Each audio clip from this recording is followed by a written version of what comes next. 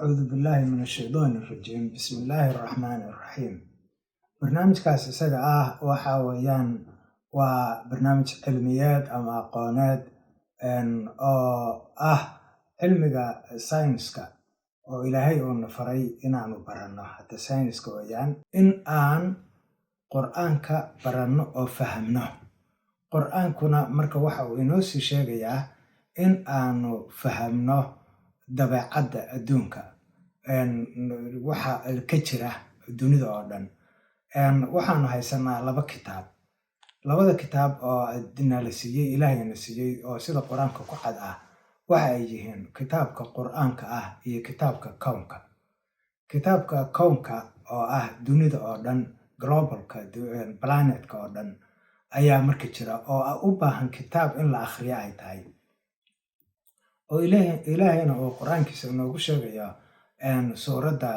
suurat Al-Imran ayuu Ilaahay waxa uu ku leeyahay uba ahaanin mid aan anagu dirnay oo u dirnay in uu ummadda macnaha rasuul ahaan u dirnay oo in ummadda gaarsiiyo fariinta Allah aan ugu dhiibnay in uu ku yiraahdo kunu ibaadan liya aniga ahaada adoomo inuu ku dhaho uma suurtoobayso ayuu Ilaahay yiri walaakin kunu rabbaaniyiina waxa uu leeyahay ahaada kuwa rabbigiina u go'a bima kuntum ta'allimuna al-kitaaba wa bima kuntum tadrusuuna oo rabbaaniyiin maxaad ku noqonaysaan waxa aad ku noqonaysaan waxa aad ka baranaysaan kitaabka Allah iyo wa bima kuntum tadrusuuna iyo waxa aad daraasadaysaan daraasadaha aad samaynaysaan oo kitaabka aad ka bilaabaysaan daraasadda markaas daraasadaas waxa idin la galaysaa aayaddu marka ay wax idin sheegto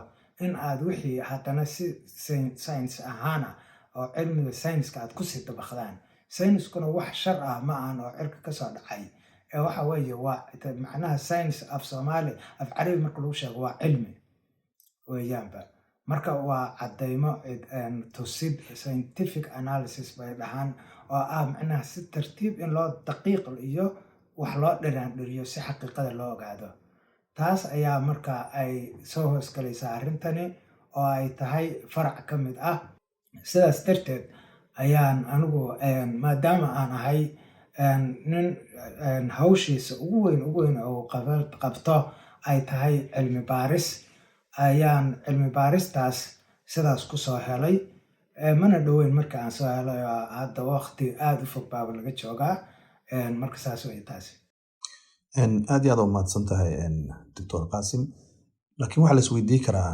maadaama aad sheegtay inaad muddo dheer maratay cilmiga soo ogaatay isla markaasina aad baaritaan aad ku samaysay laakiin halka aad ka soo heshay iyo qaabka aad u soo heshay iyo waxyaabaha daliilaha cadcad oo aad maratay u sheegayso bulshooyinka Soomaaliyeed maxaa kamid macnaha daruurta in la beerto marka ugu horeysa horta ma aha aniga waxaan soo helay ma ahan cilmi anigu aan soo ikhtiraacay oo soo alifay ma ahan waa cilmi jira laakiin inuu jiro inaan ogaaday kaliya weeyaan marka taaba waxay tahay cilmiga roobka in la beerto horta waxaana la kugu dhigay iskuulka classka 2 iyo 3 baan lagu soo baray hadda dadku ma inay iskuul dhiganin xilligii Soomaaliya Soomaaliyadii hore markii ay jirtay iskuulada caadi baa nala kugu dhigay waxaana nala baray sida ay biyuhu ku samaysmaan ama ku soo da'aanba oo waxaana la baray waxa la yiraahdo uumibax iyo biyihii soo qabashadoodii iyo say ku abuurmayaan wax dhan baa nala soo baray marka hadda xagee dadka ka martay waqtigaas aad sheegayso oo aad maaragtay Soomaaliya ku bari jiray qaabka roobka loo abuuro iyo waxyaabahaas ma jirta xilligii dawladda kacaanka Allah u naxariistay siyaad bar hogaaminayay in la isku dayay in roob la abuuro xilligaas maya marka lama oran jirin roobka in la abuuro laakiin sida ay daruurta ku samaysanto baa nala barayay oo in uumibax u baxo ka bacdi uumibaxaasi uu isku curjin iyo isku cuf uu sameeyo cufkaas marka uu abuurmo kadibna ay timaado dihnaantaasna ay timaado di'id roob da'o ma jira marka wadan caalam ka tirsan oo barnaamijkaas hadda aad ka hadlayso ku dhaqaaqay ama si daruuraha loo abuuro ama roobka maartay loo abuuro kale wadan ilaa hadda dunida caalam ka tirsan oo arrintaas ku dhaqaaqa ma jira ama sameeyey hore u sameeyey? maanta dunidu waxa ay ka kooban tahay 205 wadan baa si fiican loo aqoonsan yahay oo jirta. 205 oo wadan ee dunida maanta jirta 65 ka mid ah way sameeyaan roobka, way beertaan. Marka inta soo hartay waa in yar, ayaguna qabanqaabadeedii ku jira oo golihii ku jira, hawshiiba falkeeda ku guda jira. wadamadaas marka hal iyo laba ma nooga sheegi karta marka wadamadaas abuurta? Walaa adduunka oo dhan, adduunka waxaa weeyaan waxaa ugu horreysay markii ugu horreysay arrintan daruurta in inta la beero haddana lasoo di'iyo waxaa lasoo alifay 1946 waa hore. Markaa kadib haddana waxaa weeyaan isku dayaal la sameeyey, tijaabooyin iyo waxaas ah, laakiin kharashaadka badan oo ku kacaya awgeed baa laga gaabsaday xoogaa. Kadib waxaa timid waxaa u baahday Maraykanka markii ay Vietnam la dagaalamayeen 1961 iyo 62 ayay maaragtay jaq ku noqotay sidii ay isu difaacayeen Vietnamiintu. ilaan dhulkoodii bay joogeen, luuq walba ay garanayaan, geed walba garanayaan. Markaas bay buundooyin ku xirxireen. Kadibna markaa waxa uu go'aansaday Maraykankii in uu arrimahooda ayaga uu jaawareeriyo, uuna beerahoodii ay usoo bixi waayaan iyo goobihii dagaalkii usoo bixi waayaan. Tiibaa markaas waxaa la go'aamiyey in roobkan dushooda laga keeno, oo roob mahiigaan ah oo culus oo ceelka geeye ah oo cawo iyo habeen haysta in lasaa abuuro. marka xilligaas marka aqoonyahanadii xilligaas Maraykanka ayaa abuuray qaabka roobkaas u imaanayay. waana 1961 iyo ilaa dhamaadkii bilowgii 62 iska dhig. laakiin dad fara badan oo dabcan gadaal ayaan uga tegi doonaa qaabka su'aalo dadweyne kusoo weydiiyeen waxay ku leeyihiin qaabka roobka ilaah unbaa abuura, cid kale oo bini'aadan wax abuuri karta ma lahan. marka qaarkood waxay ku leeyihiin profesorka shirki ayuu ku dhacay, waaba dembiyada waaweyn oo galay, ilaah unbaa roobka bixiya meeshuu rabana ka di'iya. taasi marka maxaa uga jawaabi lahayd? taas jawaabteedu way iska sahlan tahay. waxaa weeyaan qofku marka uu horta wax sheegayo waxaa habboon waxa inuu aqoon u leeyahay, laakiin iska hadal macnaheedu waxay noqonaysaa iska hadaaq. marka waxaa jirta haddii aad leedahay roobka sidaas ay u hadlayaan, marka hadday roob marka ha isku dayin inaad beerato, ilaahay keliya ka sug. hadday saas tahay waa run, ilaahay baad ka sugaysaa, ilaahay keliya hana sameeya. laakiin ilaahay adigu ku yiri ku dhaqaaq oo samayso, oo qur-aanku nagu baray ilaahay sida loo sameeyo, iyadoo macnaha uu noo barayana ay tahay isagoo weliba tallaabo noogu sheegaya saa yeela oo kaleeto. saas ilaahay u sameeyaa macnaheedu adinkuna isku daya weeyaan, halkaas kasii socda oo ku dhaqaaqa. oo marka tusaale ahaan waxaa weeyaan adduunka oo dhan waxaa jirta markii ugu horreysay oo bini'aadanku ay yimaadeen ma beerfalasho yaqaaneen? may aqoonin beerfalasho, laakiin ilaahay baa baray, wuuna u sheegay oo macnaha qur-aankii ugu sheegay kutubtii hore. haddana waxa uu ku tusay si ficil ah inay shimbiruhu inta geedaha soo cunaan ay ku tuurtuuraan meelo kale afka uga dhacda ama ay ku saxaroodaan. dabadeedna dadku ay arkaan meeshii mirtii oo kasoo baxday, marka ay yidhahdaan war annaguna maan dhulka ku ridridano si ay isu aasaan. ilaahay waxa uu usoo diray quraaban yabxathu fil ardi liyuriyahu saw'ata akhiih, si uu marka wuxuu soo diray tuke walaalkiis oo tuke kala xambaarsan oo meyda ama uu dilay, marka uu ku aasay meel hortiisa si uu markaas uu dhahay macnaha shalaytada iyo madukahaas oo kaleetaan noqon waayaana. okay, waan gartay. marka haddana waxaa ka mid ahay barnaamijkii aad sii daysay ayaan dhaweyto in maaragtay roobka la kala xado kale. taas ayaduna muran weyn ayay dhalisay, bal qaabka roobka loo kala xado iyo maaragtay iyo qaabka loo leexsado kale, bal kuwaasna bal faahfaahin yar ka bixi. taas waxaa weeyaan way iska sahlan tahay, oo waxaa weeye roobka sidiisaba daruurtaas markaa sida ay ku samaysanto waa heerar bay martaa. heerka koowaad oo ah uumibaxa, heerka labaad oo ah isku aruurka ama isku imaanshaha, heerka kaleeto ah isku cufnaanta, heerka kaleeto ah marka isku akirnaanta ama culays ay qaadato oo ay qaab sam abuurato kadibna ay da'do. marka qaababkaasoo dhan baa lasan samaynayaa oo si ficila loo samaynayaa. marka macnihi waxaa loo samaynayaa awal waxaan u sugaynay si dabiici ah oo ilaahay sidiisa taas intaas sugaynay soo maahan. intiibay bini aadamku marka waxay isku dayayaan inay ayagu kasii hortagaan, ay abuuraan, ay keenaan wixii oo dhan. taa marka ma ahan in ilaahay lala tartamayo ma ahan. waxay tahay in ilaahay intuu waxaana baray uu na leeyahay sameeyo. ilaahay marka waxay arrintaas u baahan tahay horta culummada oo dhan. علم الإنسان ما لم يعلم. علم الإنسان ما لم يعلم ويaan wax kasta ilaahay baa dadka baraya.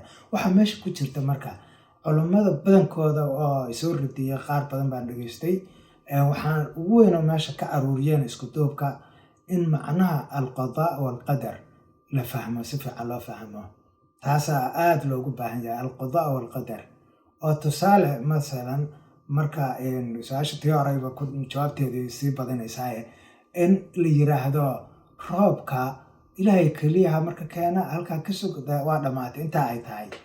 hadday sidaa tahay qofka sidaa dhahaya waxaan leeyahay adiguna ha guursanin oo wiil iyo gabar ha raadinin intay ku dhan tahay. mase adaa wiil iyo gabar sameeya oo abuura. hadday intaas ilaahayna qur-aankiisu noogu sheegayo waxa uu yiri afara'aytum maa tumnuuna a antum takhluquunahu am naxnu alkhaaliquun. mar ka warrama waxaad manida aad sii degnaysaan ma idinka abuura oo dadka soo dhiga mase annaga abuurna buu ilaahay yiri. markaasuu haddana ilaahay wuxuu aayadda ku sixigta wuxuu yiri afara'aytum maa taxrutuuna a antum tasracuunahu bal ka war am naxnu saaricuuna. bal ka warrama marka waxa aad idinku aad balantiga ku samaynaysaa abuurista koowaad ma adinka ayaa abuura oo fal iyo abuurka oo dhan ku sameeya mise annaga abuurna. markaas haddana ilaahay waxau yiri afara'aytum almaa alladii tashrabuuna a antum anzaltumuuhu min almusn am naxnu almunziluun. biyeyna haddana ma adinkaa soo dejiya, madagtii ma adinkaa samaystaa. marka waa isku xiran yihiin wixii oo dhan. waa in sidaas marka loo wada arkaa. adiga waxaad leedahay isku dayda ku suurtagelintiina ilaahay baa leh. ilaahayna awooddiis marka waxay tahay inuu adiga ku fahamsiiyey, ku dareensiiyey, dabadeedna uu kugu amray inaad ku dhaqaaqdo uu kaa keenay. intaasaa wax weyna baristii iyo ku dhaqaaqidii iyo waxaas dhan intaasaaba maaragtay aad ku garan kartaaba awoodda ilaahay iyo inuu kuu suurtageliyey. waxaa laga yaabaa waxoo dhan intaad samaysa inay waxba kuu suurtagi waayaan. dabcan waxaan isleenahay barnaamijkani hal iyo labo laguma soo koobi karo dabcan waqtigoon haya dartiis. waxaan iminkan u gelaynaa anagoo soo gaarnay guntii iyo gabagabadii barnaamijkan, islamarkaasina aan rajeyn doono waqtiyo kale inaan maaragtay usoo gudbino dadweynaha na daawanaya, city plus naga daawanaya, in aan dabcan halkaas uga sii wadno iyo su-aalaha kale oo dabcan ayna soo weydiiyaan aan sii wadi doono. haddii iminkan aan u galno hal iyo labo aan kasoo qaadano dadka kusoo weydiiyo su-aalaha, waxaa kamid ah cabdicasiis bile. wuxuu ku leeyahay su-aashiisa waa dheer tahay, dabcan waa soo koobeynaa. qaabkee ayaa loo xaday roobka? yaa saxaday roobka? qaabka loo xaday waxay tahay roobka laba siyaabood baa ugu badan oo qofka oo loo xadi karaa ama loo boobi karaa. labadaas siyaabood waxay yihiin in roobka marka horeba meesha lagu abuuranayo oo meeshaas roobka beerashada roobka lagu beeranayo ay tahay guri dadow, guri islaameed adoo tegay oo beer kusoo fashay oo beerta mirihii kasoo gurtay. taas waa midna adiga oo gurigaas beertii oo u baxaysa aad kasoo jafatay oo soo shafatay beertaas. taasoo kale midna noqonaysaa. oo marka waxay kala tahay qolo waxaa dhici kartaa wadankooda ma leh hawadooda sare roobka uu meesha uu ku beermo. macnaha halkaa iyaga ah ma lahan meel meel macnaha qabow ma ahan, dihin ma ahan, meel wax kasoo bixi kara maaha. sida dhulkooda uu saxaro qallalan u yahay ba hawada sarena saxaro qallalan u tahay oo u tahay kulaylka kasoo baxaya marka meeshooda ayaa wuxuu yahay kulayl aan abuureynin waxa la dhaho markaas uumibax fiican aan abuureyn. uumibax wuxuu abuurayaa kulul. uumibaxaas kululna wuxuu tegayaa hawo kulul marka waxay isla kululiyeen marka ma abuurmi karo sida roobkii.